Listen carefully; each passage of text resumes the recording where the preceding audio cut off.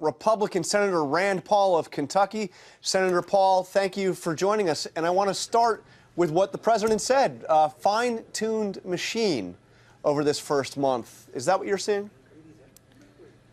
Well, you know, beauty is in the eye of the beholder. And from where I sit, we've done a lot of good things. You know, we repealed regulations for the first time in 20 years using the Congressional Review Act. 3 regulations that were going to cost the economy hundreds of millions of dollars and tens of thousands of jobs. That is big progress. We're on schedule to repeal Obamacare. Big progress. His cabinet picks, from a conservative point of view, have exceeded my expectations. I think Scott Pruitt's going to be great at EPA. I think we're really going to do some conservative things. Supreme Court Justice, somebody I could have picked. So I'm actually very, very pleased with where we are. What would you make of McCain's statement that we're creeping towards a situation where people are potentially supportive of dictatorship in this country? Is that over the top, or is there a concern? I think Senator McCain's perspective is colored by his disagreements with President Trump on foreign policy. If I were to look at foreign policy, I would say John McCain's been wrong on just about everything over the last 4 decades. He advocated for the Iraq War, which I think destabilized the Middle East. If you look at the map, there's probably at least 6 different countries where John McCain has advocated for having U.S. boots on the ground.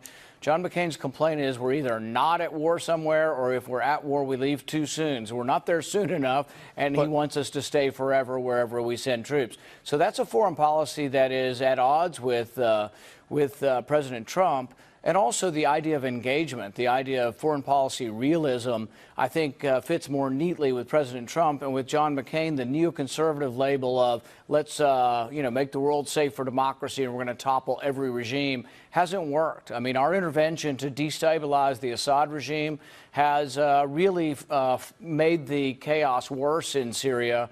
And if you were to get rid of Assad today, I would actually worry about the 2 million Christians that are protected by Assad. So I think it's more a foreign policy debate, and Trump and McCain are on opposite sides of that debate. And I tend to sympathize more with the president that we need a change. We don't need to continue to have a regime change throughout the world, nation building. It's expensive, and we don't have enough money to rebuild our own country if we're rebuilding everyone else's countries. But just to clarify, what McCain said specifically is dictators get started by limiting freedom of the press. I imagine you agree with that.